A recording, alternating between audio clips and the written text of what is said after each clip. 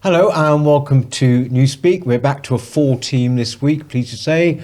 And with me, as usual, is Rafe Heydel-Mankoo, Senior Fellow and Royal Historian, Amy Gallagher of the NCF, and indeed also of Stand Up to Woke, and Dr. Philip Kiszely of Leeds University and another Senior Fellow. Now, we're going to be looking at very hot topics this week that, of course, people to get very angry. Of course, there is this case of Chris Kaba. We also have the appalling death in prison of Peter Lynch. A real kind of dichotomy there between those two. And indeed, we're going to be asking, are you part of the global majority or not? I suspect you're not. But first things first, the Chris Kaba case. Rafe. Yeah, a remarkable story, and remarkable for all the wrong reasons. This is the story of Chris Kaba, a violent gang member, possibly also a murderer, who shot somebody in a nightclub, who, of course, was shot by the police as he was attempting to escape being boxed in by their cars. He was driving a car, ramming the police cars to try to get out, and was shot by a policeman. Remarkably, for some reason, the Crown Prosecution Service thought it was necessary to charge this policeman. Under pressure from the family of the deceased, the name of this policeman was released before he was even convicted, which was a remarkable thing to do. And it then went to trial, and in the shortest amount of time, the jury could see right through all of this and acquitted the policeman. Now, the instant reaction of the usual talking heads and community leaders was that this was a great injustice. In fact, this great injustice was first declared at the moment this guy was shot dead, without any thought about maybe we should wait to get the facts of the story. You had Diane Abbott, you had Jeremy Corbyn, you had Yvette Cooper, you had Sadiq Khan, all saying that this was a racist attack. Diane Abbott said this was just a man going about his daily business. And now, of course, it's been revealed actually that he was a member of London's most notorious gang, the 67, which is based in Brixton. And he's a drill artist, rap musician, and essentially they have this huge drug and gun crime and stabbings and all the rest of it. And is really one of the most unsavory characters imaginable. And yet the BBC and others, even despite knowing that, have come out with these most remarkable articles and so forth, interviewing the families who are saying, oh, we had this most wonderful, beautiful child. And in fact, saying that the black community has been traumatized by this by this acquittal of this police officer. And in fact, it was the first time I've seen, personally, a BBC News article fact-checked and community noted on Twitter and X to point out the fact that no one in the community is traumatized. It's just one person you've spoken to. And the BBC actually turned off replies on its Twitter to this article, and turned off replies on Facebook, which I've never seen before. And that tells you something about the state of our allegedly mainstream media in this country. And it just goes to show you that there's this prevailing narrative now. If you are a member of an ethnic minority, you were born into a state of grace, you are the Immaculate Conception, and there is this idea that you are automatically innocent. Whereas, of course, if you're white, you're born into a state of guilt. We now know that's the case. And it contrasts very well with Peter Lynch, because, of course, we know that if this had been a white person in a car who was shot, it would maybe have made newspapers one day, but that would have been yesterday's fish and chip paper.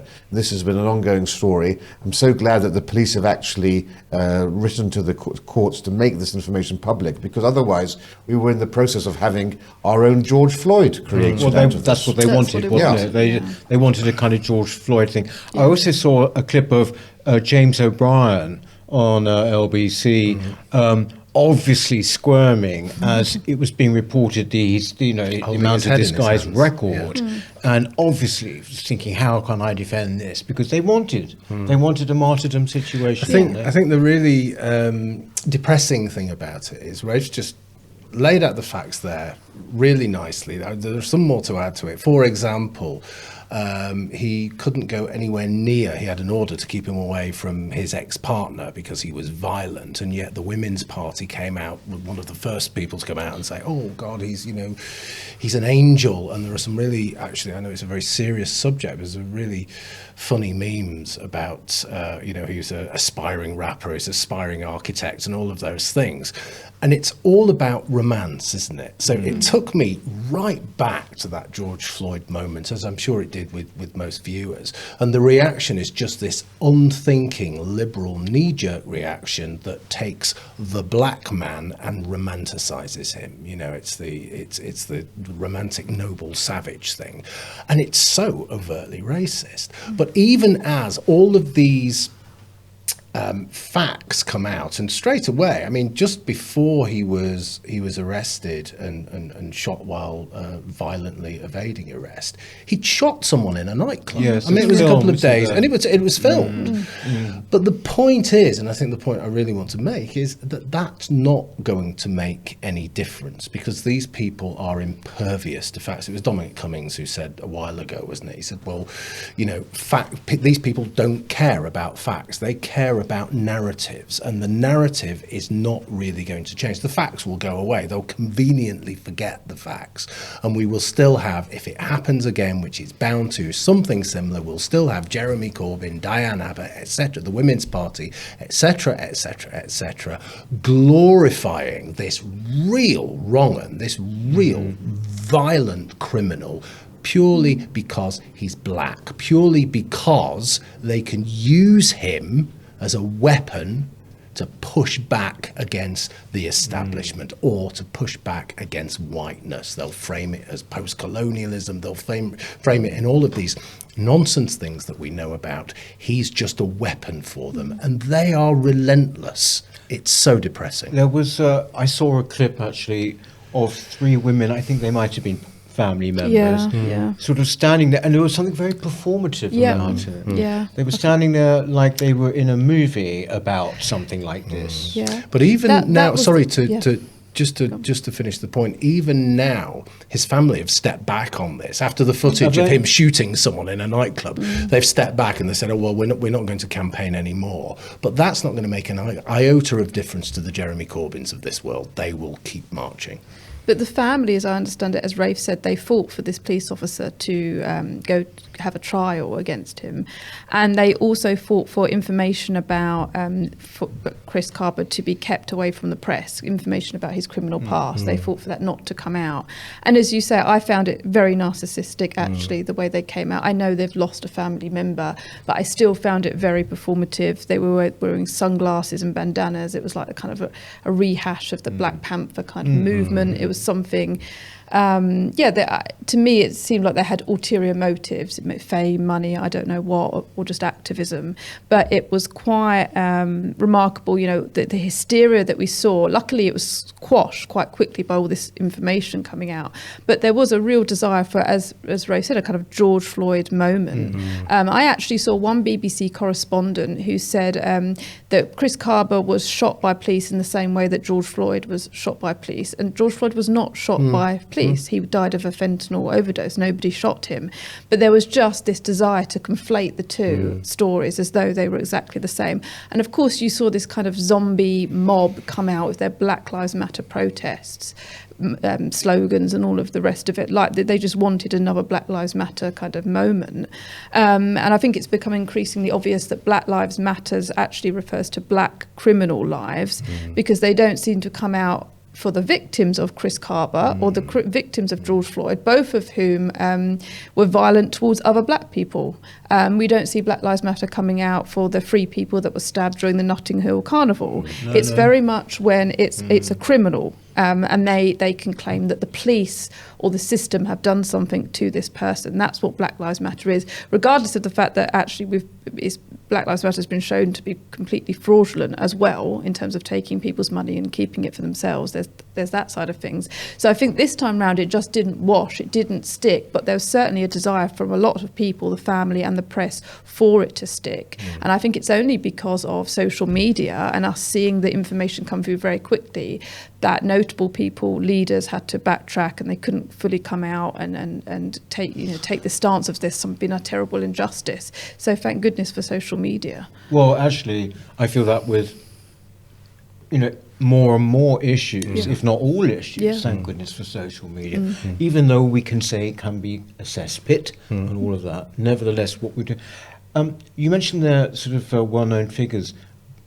Politicians had a good old, or the usual suspects had a good old go, didn't they? Sadiq Khan. Sadiq Khan was probably the most egregious of them all, because he actually had been in touch with the Independent Police Complaints Office, and apparently there's this talk that he actually may have known about Kaba's background, and still, even though he knew about all of this, still came out saying we need justice for Kaba and so forth. We had Yvette Cooper saying the same thing. There's been no retraction or apology from Jeremy Corbyn or for Diane Abbott, who said, he was just going about his daily business, for heaven's sake. And we have to remember also, the family here are also culpable, because by forcing out the name of this officer, he now has a bounty on his head. This criminal gang have put £10,000, dead or alive, on this guy's head. He's now receiving round the clock protection. And in terms, and the BLM protesters, it's remarkable to look at some of the footage. Everyone is white in these protesters, and these are all the same sort of people you would expect at a Just Stop Oil protest.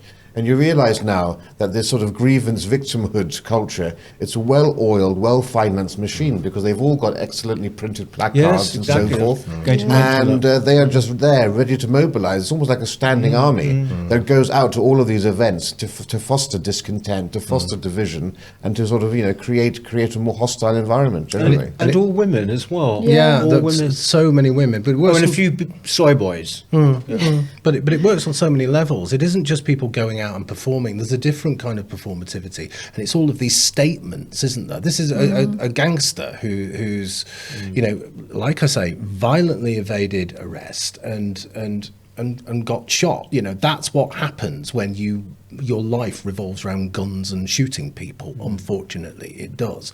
But immediately you get all of these statements from Sadiq Khan, statements from the Home Secretary. This is one person who's died. It's remarkable if you think about this, and this is one of the reasons why it took me right back to George Floyd, and it took me right back to work, actually, when I first, in a way, came out and started talking about culture war issues, because I was just appalled at so many universities putting out these BLM statements, which is we are all racist, and this was exactly the same thing. The police is institutionally racist and all of that. That's not true at all. This was a gangster who earned his own death. You'll remember, of course, when we had Brexit and you had the Mail and others criticising the judges. The left said, how dare you criticise the judiciary? Whatever the judiciary says goes. And here they were immediately, completely, essentially saying that this judge shouldn't have made that decision, that he was wrong. This was an unjust decision that was made, and there was no sense of the hypocrisy. And you've got to think about what essentially they are arguing for when they say there's been a terrible injustice, is they want an innocent police officer to go to prison for life. That's what they want, a white innocent police officer to go to prison, and then they feel like they've won or something like that. And you do think about what is the incentive here, particularly from the press. But I noticed that the picture they put out of this man, Chris Kaba, was kind of a nice smiling picture, and it was only till we got the kind of history of his criminal past that they started putting out more pictures of him kind of looking like a gangster, more menacing. And it's the same with what happened with the killer of the young girls in Southport. They released a picture of him as a child, and I think it does come back to this social media issue. You did see again an attempt to sort of control the narrative until a breaking point at which it could no longer be controlled, and then we got a rush of all the information come through. Yes, it's interesting, isn't it, that because people would say, oh, that's a conspiracy theory about the photos, but what is your first initial instinct when you see it? I think you should trust that. And mine was sort of, that's been deliberate. Yeah. Are we really saying that there's Yeah. been 10 years of that guy in Southport, 10 years without any photographs? Yeah, You know? absolutely. It's simple semiotics. Yeah. They're presenting innocence. They're presenting faces of innocence. It's as simple as that. But also, on the flip side, there is a scapegoat. There is a sacrifice, and the sacrifice is the police officer. You know, they're perfectly.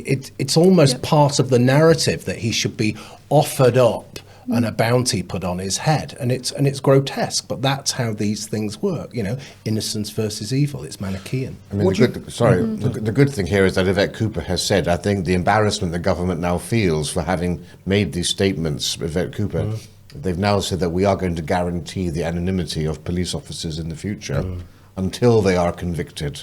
So at least that's going to be one thing. But this was, I think this chap should be suing for damages for what's been done to him. And again, of course, it's worth pointing out, this is not America. Our police aren't armed. There are so few people killed with guns in this country. They're very rare, and when they do happen, they're almost always justified.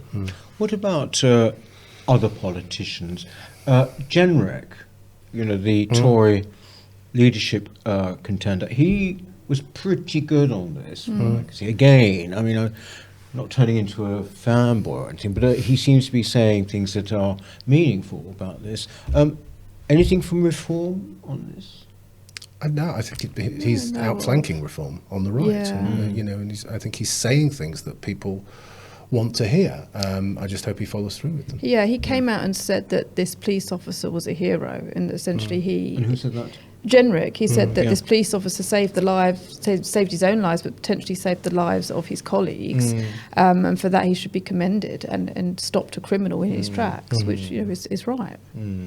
Because you might say, well, this is not really a politician's job to get involved in these kind of issues. I would say increasingly it is, because they are symbolic of something happening. Well, I think it's a politician's job to respond to the egregiousness of other politicians. So, if Yvette Cooper and Sadiq Khan are kind of putting out statements, as I say, then it's Robert Jenrick's job as a potential leader of the opposition to push back on that. So I think it's entirely appropriate. He's said what he said, and I think he's said it very well. I find, I don't know whether you feel this, with some politicians now, my level of contempt for them, I can't bring myself to look at them. Do you know that phenomenon? And she's one of them, Yvette Cooper. Oh, yeah. There is nothing sincere about that face, nothing at all. From one, death to a genuinely tragic one, and that is the case of Peter Finch.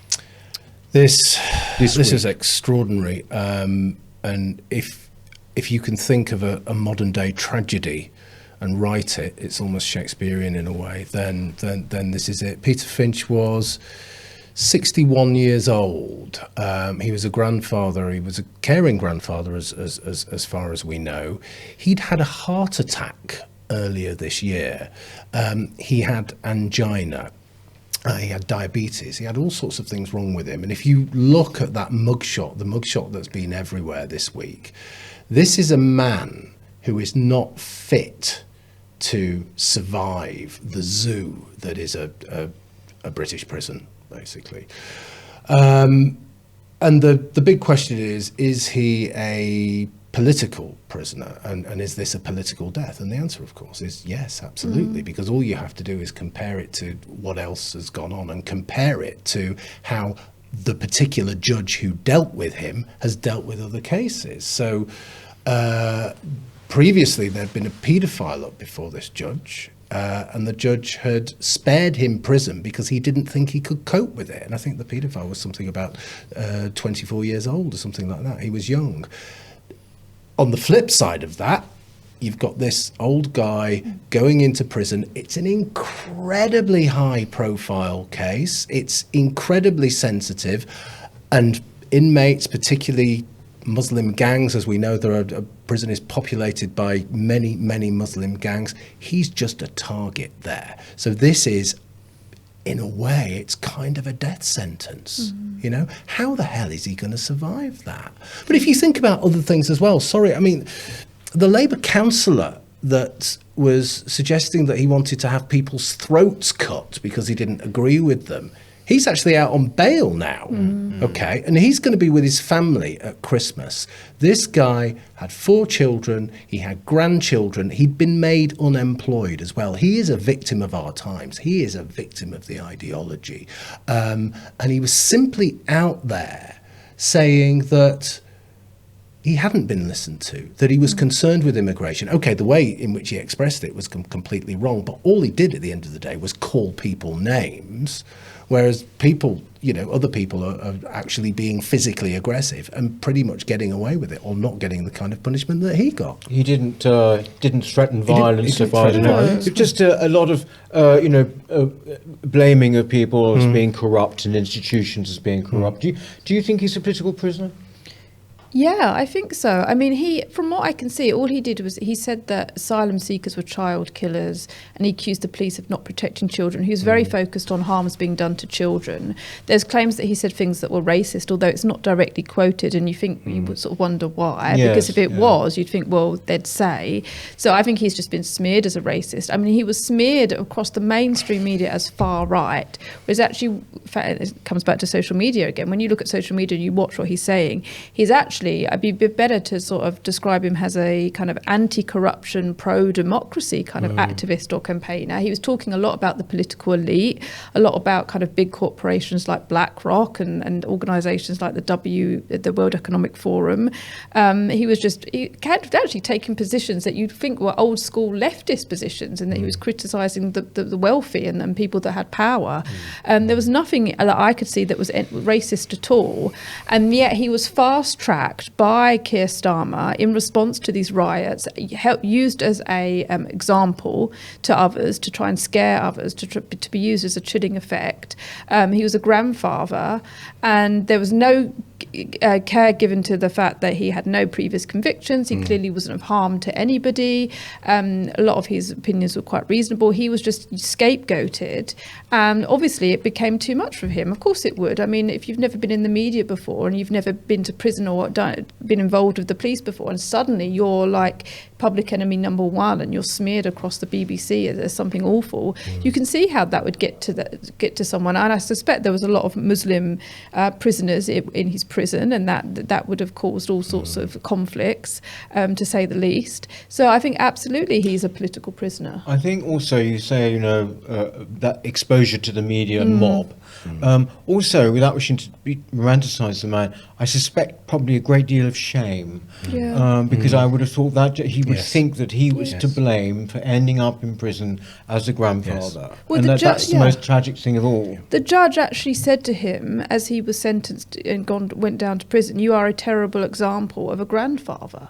So there really was something that it felt very personal. And, you think, well, how do you know what he's like as a grandfather? This isn't about that. It's about something he said.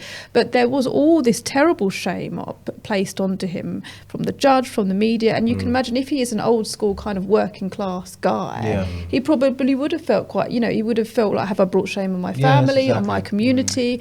And I think that's probably what was part of his suicide. It's layer upon layer of punishment, isn't it? Unofficial, tacit, but there, punishment. And the kinds of punishment that are, they're really going to get to him for all of the reasons that you've just said, because he's probably a decent working class guy, absolutely at the end of his tether.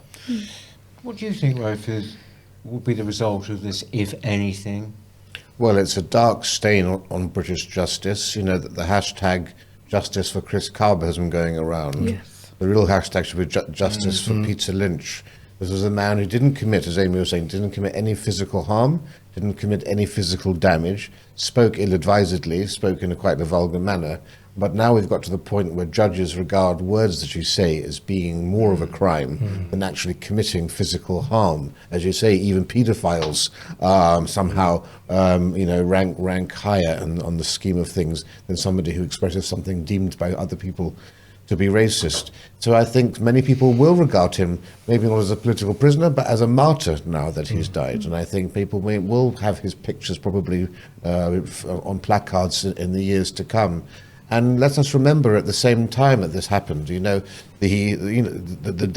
death of this man, I think, rests squarely on the shoulders of Keir Starmer as well. And we've just had this week 1,000 prisoners released from prison, including a man who tortured children and videoed the torture of children.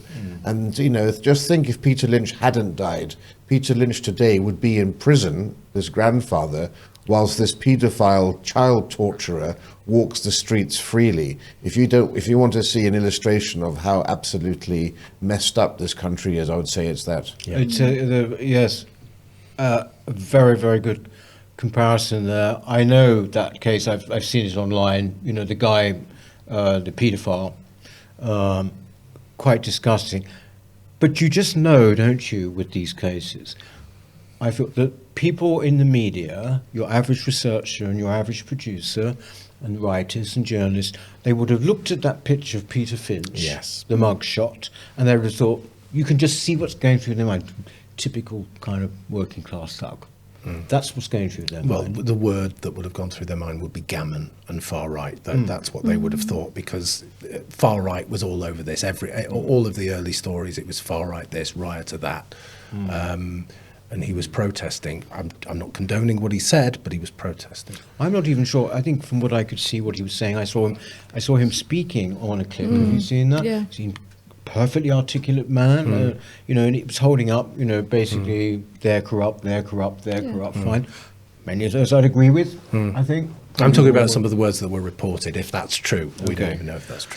Yes, apparently Tommy Robinson is paying for his funeral. There are these kind of sweatshirts you can get with, you know, I am Peter Lynch on. So maybe, yes, maybe there is a kind of martyrdom thing that's going to happen there.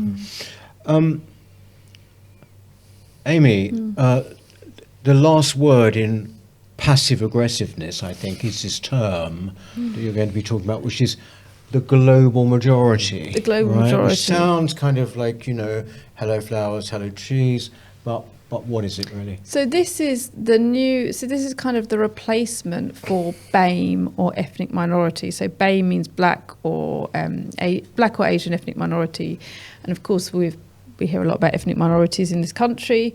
These terms are now out of fashion, apparently, even though they're only in fashion for the last couple of years. According to some activists and some university professors, using the term minority is actually degrading. It implies that minorities are of less value than the majority.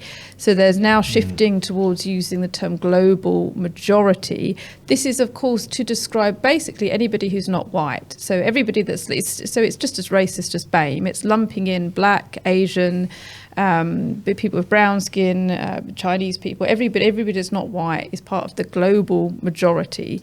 And I think that this is happening because it's very interesting, because the progressive identity politics left have been using the term majority for a very long time. And actually a lot of their arguments are coached in the fact that if you are in the minority, you're more likely to experience racism, discrimination, you're more likely to be a victim, you're less likely to see yourself represented. So it's quite a big part of their key argument, representing minorities.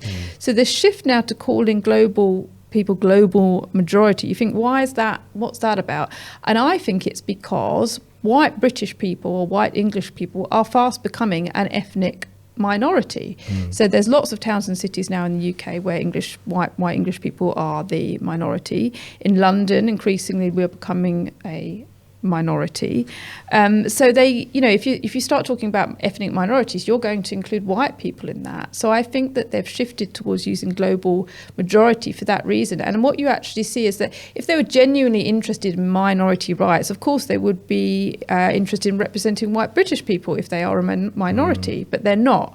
It shows that their whole agenda has always been kind of anti-white, essentially, because when they say we are the global majority, what they are basically saying is just naked raw power, because they're saying, look, there's more of us than there are of you. If you look at us globally, there are more of us, and actually white people are a small amount of people.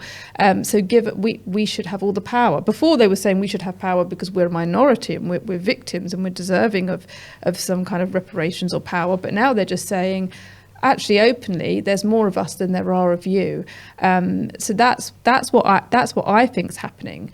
But of course, this is, these terms go in and out of fashion, and there may well be another term in a year or two or so. But it's it's a very interesting development in kind of in identity politics. You're hearing it more and more. It's adopted by councils and things. Yeah. This is kind of the global element, is to basically to diminish non-white. Yeah, but I mean, that should, conversely, white people can now therefore claim to be a global minority and seek protected status, and protect their heritage and culture. Why not? It takes two to tango on these things. It's such an absurd term, to pretend that a black person and a Chinese person and an Indian and an Arab are one and the same, or that a Buddhist and a Muslim are one and the same. And I know Chinese and Japanese wouldn't want to be lumped in with anybody else. The evolution of these terms also tells you everything you need to know about the way that these sorts of ideologies change. It was BME originally. And I always thought, well, black people are an ethnic minority. Why do you need to have the B in there? It should just be ethnic minority. People aren't even the biggest group of ethnic minority in this country. So why are you singling out black people? And then you get BAME as well. I mean, it is quite absurd, and it is essentially just trying to create division. It's an us versus them dynamic that's being established with all of this. It's deeply corrosive. And of course, we now know from all the surveys and studies that have been done that the majority of ethnic minorities in this country believe that class is the big indicator of success in life. Yeah. It's not race. So once again, even amongst ethnic minorities, they can see through all of this. Yeah. And again, it's the abuse and manipulation of language. They are not the majority in this country. They are still a minority. But I think what's interesting there, everybody, it seems, in terms of minorities, are lumped in, but conspicuously some people aren't. I'm thinking about, travellers, for example, aren't, but also, most notably, Jews aren't either. So there's even on their own terms, it's exclusionary, and as Rafe says, this idea of constantly shifting the goalposts and constantly saying, oh, well, you're using BAME. That's actually an insult now. You need to be using this, or you need to be using this, or you need to be using that. Anybody who's been in an institution or around these kind of people for whom these terms are very, very important, everybody's on pins, and that's what it's about. It's there to make you feel uncomfortable. It's like the gender, it's like the pronouns, all of that kind of thing. You're not comfortable, you're frightened of making a mistake, and that's what they want. It's all about power, as Rafe and Amy say. It's all about power. It's power for the people who are lumped into this great big group, but it's also power for the kinds of people who would be marching that we've just talked about. The Jeremy Corbyn types and all of those, the identitarians, the white middle class identitarians. So it's all really, these stories are all linked together, and they're all about this bigger kind of struggle between one set of ideas and people and colours of skins and another set of ideas. And of course, it's also a big smokescreen, because we know that the Chinese aren't involved in any of these sort of race issues. Indians aren't involved in it. The Japanese aren't. South Americans aren't doing it. To a great extent, Black Africans aren't doing it much either, right? So it's complete nonsense. It's interesting actually as well that I was when I was looking at this on Twitter. It might have been unrelated, but on Twitter, there are these great kind of American college boys who go out and do interviews with people in the street, and to prove a point, obviously. But in this case, this guy was asking younger people how big the white population of the world was. Did you see that? Yeah. It was quite interesting. And people were coming out saying things like, "Oh, like 80% or something." Extraordinary. Lack of, So right ignorant. up. I think, and yes, Japanese girls are 30%, 45%. You see, interestingly, it's quite explainable in a way, because Whitey has now become such a villain that, in fact, essentially, he lives rent-free in these other people's heads. So they automatically think, that basically he's far more present than, in fact, Yeah, they're brought up with a narrative that white people have all the power and all the privilege. So there must therefore be like the majority, and they can't possibly be a minority and deserving of And their a small own. one. Yeah, it's a small one, deserving tiny of their own minority. rights. Yeah. But Did you know how many, by the way? What the percentage is? About 7%. 7%. yeah. But this is just another testimony towards the genius of the West. Of the Western with such a small civilization. footprint. Well, this And- Japanese girl makes that point in the video, doesn't she? She Yeah, says yeah. 7% of you white people. We're going to actually just carry on a little bit for our members for a little bit more of the chat. So we'll look forward to seeing you next time. And in the meantime, do have a good weekend, won't you? Thank you. Bye. Hello. If you're enjoying the New Culture Forum channel and you believe in our mission, may I invite you to join our membership scheme at the link below or on our website, newcultureforum.org.uk. Our work is more important now than ever, and we have great plans ahead for the future, but we can't do it without your support. From as little as £3 per month, you can help ensure that we continue on our mission. As a member, you'll receive a range of benefits, including access to exclusive content, invitations to our private events, including here at our studios, free copies of our books, and much, much more, including, of course, our famous NCF mug. If you aren't able to become a member, then please help us by clicking this button and subscribing to our channel. It's completely free. Just remember to also click the bell icon so that you can get notifications when we post new videos. Thank you.